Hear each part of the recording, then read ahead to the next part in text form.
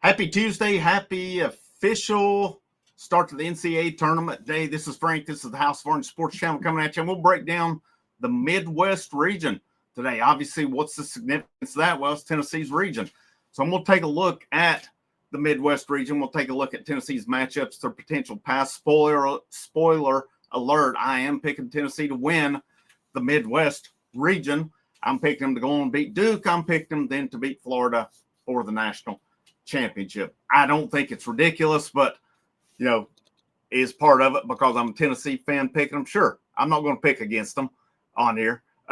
There's no way that I'm going to.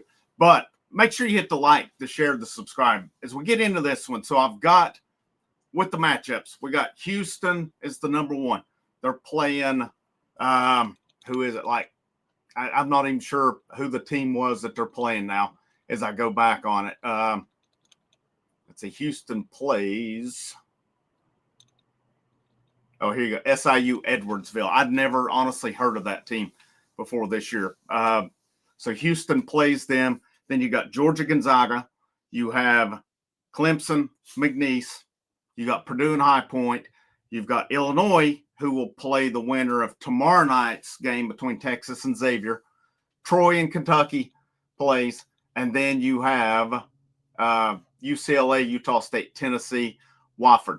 Looking at Tennessee, Wofford, we'll break that one down real quick. Wofford, they like to play a slow down style of ball.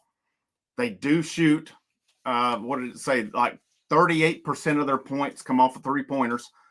They are a good rebounding team as well. Tennessee played them last year in Knoxville, and Rod Clark talked about it today. They were down.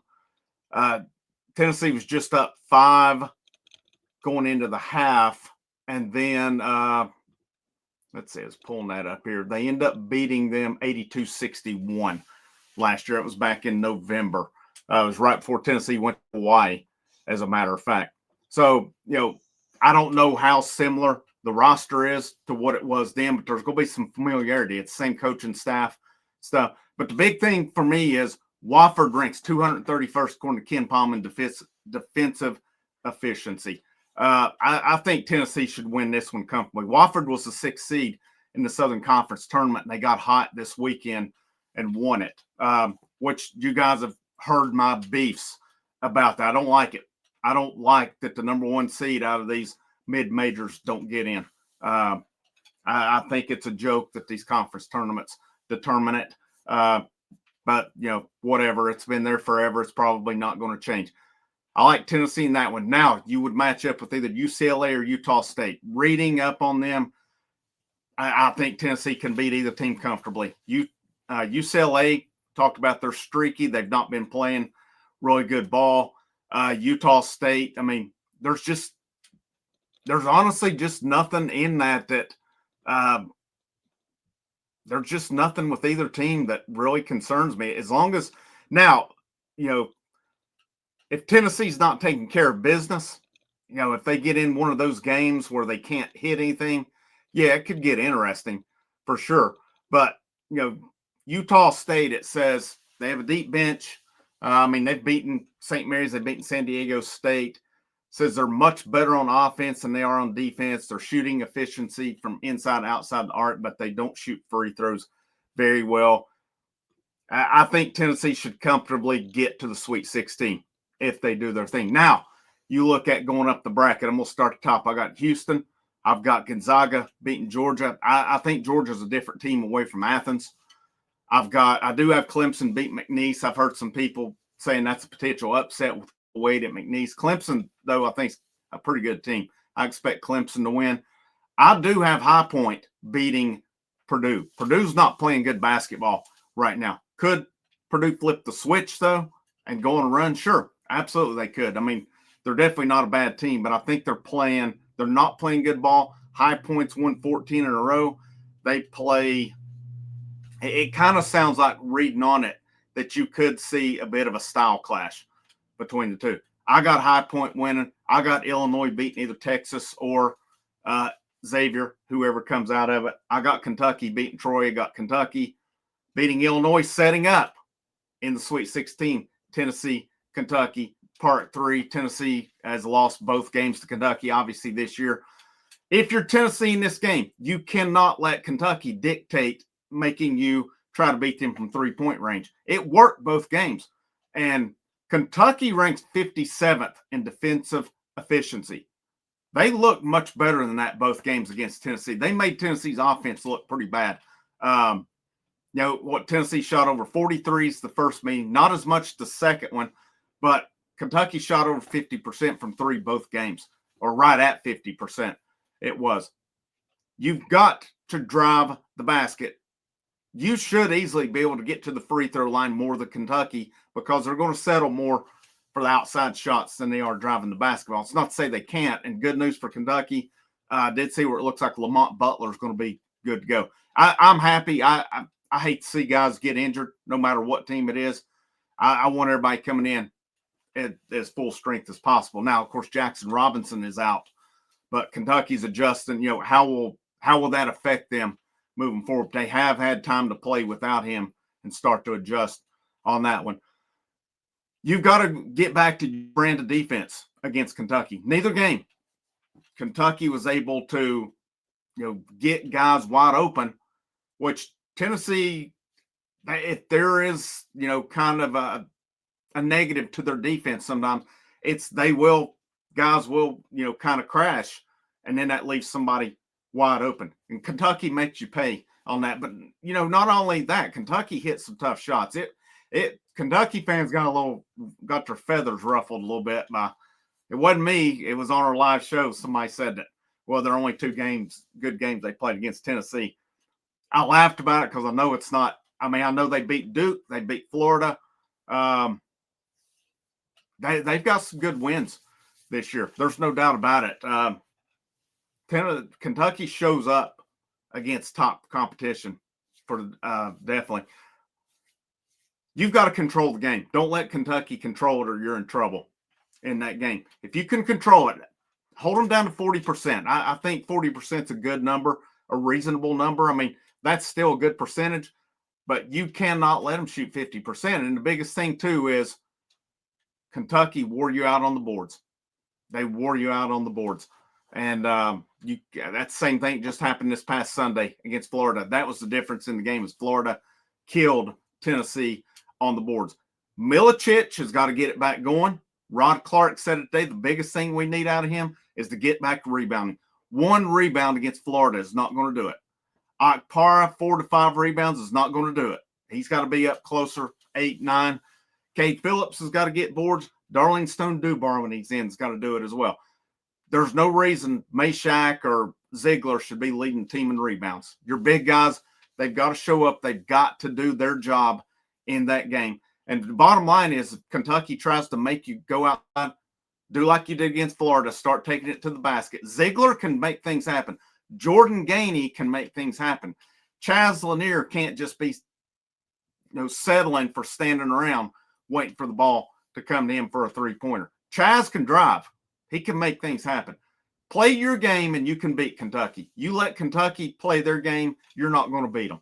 But I am picking Tennessee, 3rd time's a charm, to beat Kentucky, to move on to upper bracket. I got Houston over Gonzaga. I got Clemson over High Point. I got Houston over Clemson, which sets up Houston, Tennessee. In a perfect world, I'd love to see Purdue for revenge purposes on it. There's no doubt. And I'll go back to Kentucky. If you're a Tennessee team, a lot of seniors, most of your production is departing on the next loss or when you cut the nets down. Go in with pride. You don't want to go out losing to Kentucky 3 times. If you're Zakai Ziegler and Jamal Meshack especially, who've been here the whole time, they know what it means. Gainey, Milicic, Dubar, I'm probably forgetting somebody here along the way. All these guys, their next loss is it. You don't, if you get to that point, Sweet 16, you're playing Kentucky a 3rd time. You don't want your story at Tennessee to end losing to Kentucky 3 times, and especially losing to them in the Sweet 16. That's where, just like Jamal Meshack against Alabama, got into foul trouble against Florida the second time. Down Ziegler, down Milicic. Mashack said, we got what we need right here to win it. Refuse to lose against Kentucky. That's the way it's got to be. You got to do your thing, and you got to show that pride that you're not going to let them beat you 3 times in a season. You're sure shit not going to let them end your career there. Now I get to Tennessee, Houston. Similar styles of ball. Physical teams, great defensive teams. Houston ranks better offensively than Tennessee, but I could see that being a really physical battle. The key to me in that game would be how's it officiated? And I don't just say it for Tennessee, for both teams. You get a physical game, or you go let the 2 teams play, or are we going to see a game where both teams are combining to shoot 60 or 70 free throws in the game, which is a possibility when you get 2 teams that are that physical playing. How's it going to be officiated? I think hopefully these officials know going in, if those 2 teams do make it to match up, that you're going to see basically a bloodbath out there. You might see shades of a football game out there. But I'm taking Tennessee in one. Houston's playing really good basketball now. I just don't think the Big 12, though, and what they played is on par. I don't think it's anywhere close to on par with the SEC. This is proven grounds for the SEC in this tournament. You get 14 teams in, now you got to back it up. Because if you get 14 in and, 3/4 of them are gone before the end of the second round, that's not going to look real well there for them. But I expect the SEC to do good things. I've got Tennessee over Duke in the Final Four, and then I have Florida over Michigan State, Tennessee over Florida in the national championship game. And the main reason I pick that's because I'm a Tennessee fan, Tennessee channel. Definitely wouldn't surprise me for Florida to cut the nets down. I think if Tennessee gets Duke, Tennessee's more physical. I think Tennessee's brand of ball, they can out physical Duke and really give them a hard time. I just think that's, and any Kentucky fans, if you catch this, well, I know Kentucky beat Duke earlier in the year. I didn't watch the game. I'll be curious to see if you catch this part of it, what worked for Kentucky against Duke in that game as well, or anybody that watched it. Because honestly, I don't watch a lot of basketball outside of Tennessee. I just don't. And I watch some SEC. I watch, a bit of SEC tournament, but beyond that, I don't watch a whole lot of college basketball. It's really not that interesting to me outside of Tennessee anymore. But that's where we're at on here. 2 games tonight kicks off the tournament, 2 play-in games. You have, I know North Carolina plays tonight. Let me find it here as well. You've got St. Francis, PA against Alabama State. I'll tell you, man, I hate the fact that these teams that are qualifying through winning their conference tournaments are having to play play-in games, these 16 seeds. All the play-in games should be your last, 8 bubble teams. That's who should be playing them. If you win your conference tournament, you automatically qualify. You shouldn't have to win a play-in game. But it is what it is. North Carolina, San Diego State plays at 9:10. Both games are on True TV. Tomorrow night, Mount St. Mary's plays American. That's winner gets in 16 seeds, which again is a joke.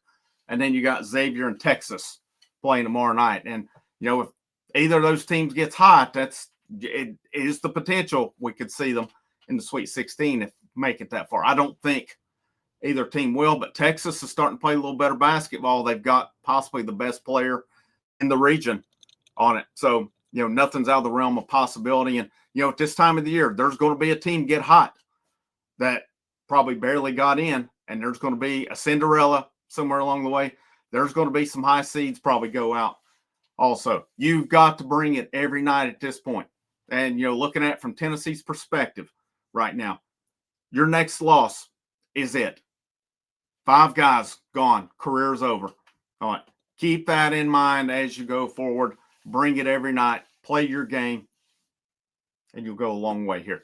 Frank Rock, House of Orange. Make sure you hit the like, the share, the subscribe. Check out the links in the description for the channel memberships, the Patreon. as well. Or if you want to say thanks, that super thanks in the bottom right-hand corner, any financial support is greatly appreciated, as it is not free to run this thing. I can promise you that. Not with the software, not with the technology, and especially not with the time put in for it. But Tennessee baseball plays ETSU this afternoon. I think it's 5:30. I'll have a post-game wrap for you later tonight. But have a great rest of your day. This is Frank. This is the House of Orange. Last but not least, go Vols.